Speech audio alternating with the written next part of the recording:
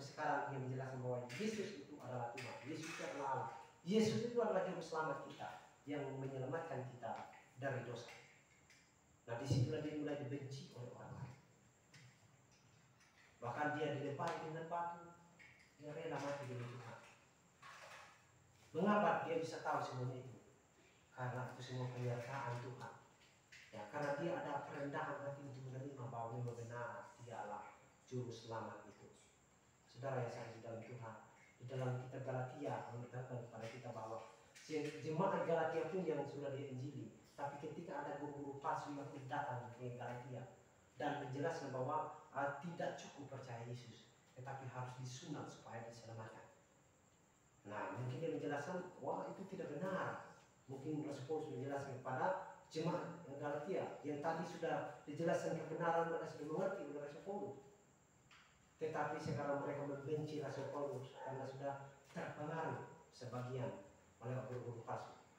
Makanya ada pernyataan Rasul Paulus di situ dikatakan Galatia pasal 4 di situ ayat 16 dikatakan, apakah dengan mengatakan kebenaran kepadamu aku telah menjadi musuhmu? Jadi dia sudah dianggap musuh oleh mereka. Jadi Bapak Ibu saya kasih dalam Tuhan, jadi dia rela dibenci, rela dilempari dengan batu. Bahkan katanya dia dipukul itu di kitab 2 Korintus 6 itu katanya dia dipukul itu 39 kali. Jadi 40 kali kurang 1 jadi 39 kali. Jadi katanya kurang.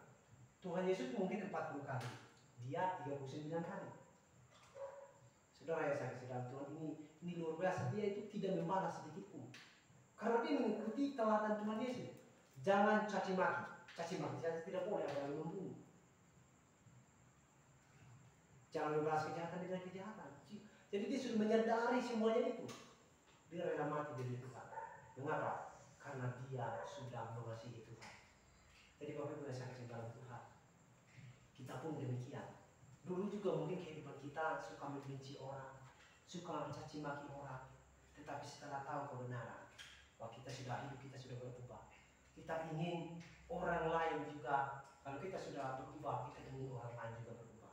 Bagaimana caranya supaya orang lain berubah? Kita terlebih dahulu yang harus berubah, dan kita arahkan orang lain supaya orang lain juga berubah. Sama seperti Rasul Paulus. Bahkan kalau lihat kehidupan Rasul Paulus ini, orang-orang di Damsyik sendiri pun mereka sampai heran-heran katanya. Karena dulunya mereka berpikir dia ini datang untuk membunuh kita seperti itu, datang untuk membunuh kita. Bahkan anaknya sendiri ketakutan. Wah, bukannya dia ini adalah penjahat yang suka membunuh orang, kami sudah mendengar namanya. Tapi Tuhan bilang dia adalah anak Tuhan. Dia adalah anak Tuhan. Pergilah, baptislah dia. Tetapi Ananias orang yang beriman, dia pergi dan baptis Rasul Paulus. Paulus pun seperti yang saya katakan tadi, dia berbalik 100% Bapak Ibu saya dalam Tuhan. Jadi bukan cuma Paulus saja, seperti itu. Jadi katanya saya katakan tadi, mengasihi Tuhan sudah pasti mengasihi manusia. Ya. Jadi contoh-contoh lain lagi. Contoh-contoh lain lagi, kita ingin, Tuhan ingin kita ini mengasihi Tuhan dengan segenap hati, begitu.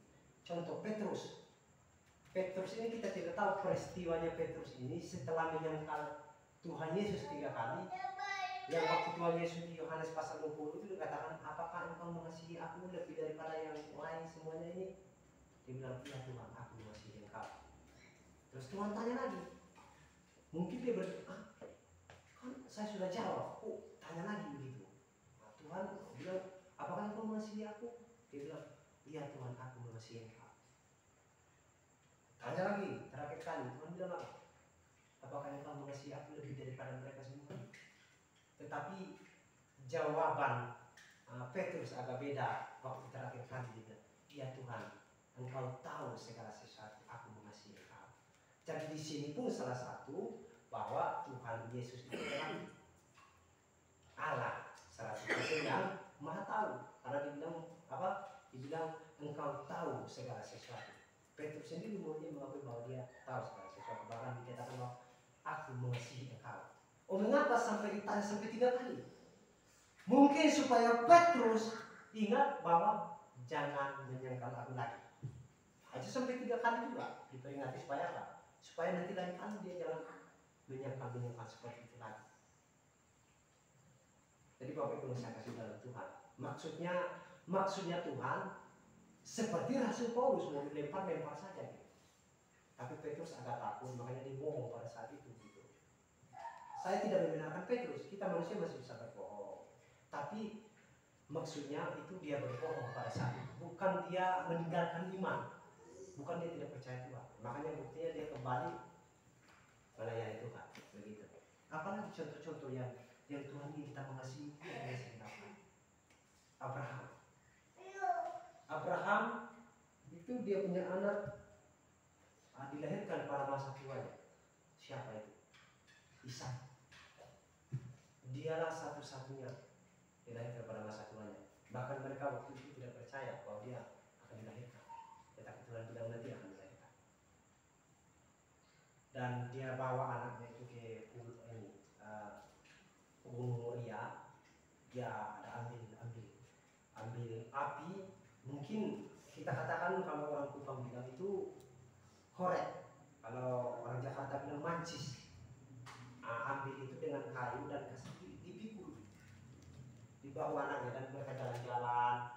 Nah, sampai dia berbohong kepada 2 budaknya itu hambanya itu bilang, tadi tinggal aja di sini. Biar saya sama anak saya ke sana mau menyembah, mau beribadah, sembahyang lagi. Tapi sampai di situ anaknya bertanya, ini anak kandungnya ini satu-satunya. Pak, gimana anak dombanya?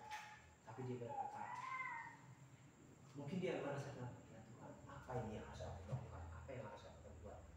Apa yang harus aku jawab? Tapi pada saat itu, kenapa Tuhan dia harus persembahkan anaknya mau disembelih? Mengapa? Karena Tuhan tahu hati Abraham itu sangat beriman kepada Tuhan. Apa saja yang Tuhan perintahkan itu dilakukan, dia rela. Bahkan anaknya sendiri pun kita katakan dia beriman juga, anaknya bisa karena berbesar. Kalau misalnya anaknya lari pada saat itu bisa saja, tetapi karena ini Tuhan perintahkan kepada Abraham, maka dia mau potong anaknya pada saat dia mau disembelih. Tapi Tuhan sediakan ada domba di belakang, ada domba. Mengapa? Untuk menghentikan Ishak. Bukannya Tuhan jahat, tapi Tuhan mau uji dia beriman dengan sungguh-sungguh atau tidak. Tapi bukan berarti Tuhan tidak tahu bahwa dia ini akan sediakan benar-benar. Tuhan tahu. Tetapi ini menjadi pelajaran bagi kita supaya kita imannya sama seperti Abraham. Rela mempersembahkan apa saja yang kita punya untuk Tuhan. Bayangkan saja kalau misalnya orang tua hari ini anaknya mau diambil dan mau disembelih, dipukul saja anaknya tidak boleh. Tetapi Abraham mau dimatikan anaknya dengan rela. Mengapa begitu? Karena Abraham tahu walaupun Ishak nanti dimatikan, Tuhan yang Maha Kuasa, Allah yang Maha Kuasa masih bisa membangkitkan dia kembali. Ya, kita kembali ke 11. Ada jawabannya di situ. Jadi ini bukti-bukti orang yang percaya kepada Tuhan dengan segenap hati, bukan setengah hati. Ini bukti-buktinya. Jadi Bapak Ibu yang saya kasih dalam Tuhan, jadi kita pun kalau mengasihi Tuhan, apapun yang terjadi dalam kehidupan kita, kita tetap mengucap syukur kepada Tuhan. Tetap mengucap syukur dan tetap beriman dengan benar. Jangan meninggalkan Tuhan. Karena kita sudah tahu bahwa Tuhan mengasihi kita. Dari mana kita lihatnya? Bahwa ya dari tindakan-tindakan Tuhan. Ya, Tuhan sudah memberikan nafas hidup bagi kita, itu menikmati berkat secara jasmani, ya. Berkat secara jasmani memberkati kita semua sehingga kita sampai hari ini, ya.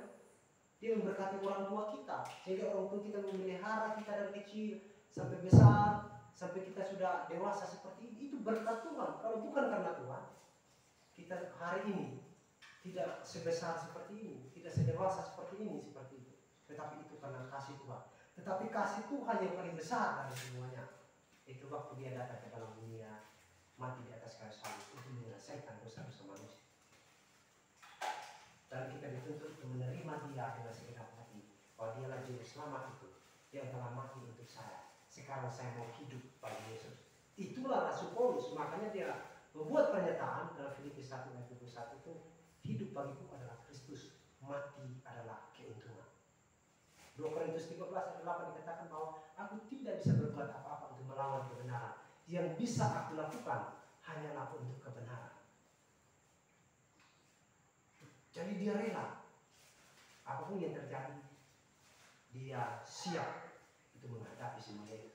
Karena dia tahu, walaupun ada terjadi hal-hal yang kurang menyenangkan menurut pandangan manusia yang belum lahir baru, misalnya dia diizinkan untuk tarik dan batu, tapi dia memandang itu adalah positif, karena dia membuat pernyataan sendiri bahwa segala sesuatu yang dilakukan oleh Tuhan mendatangkan kebaikan.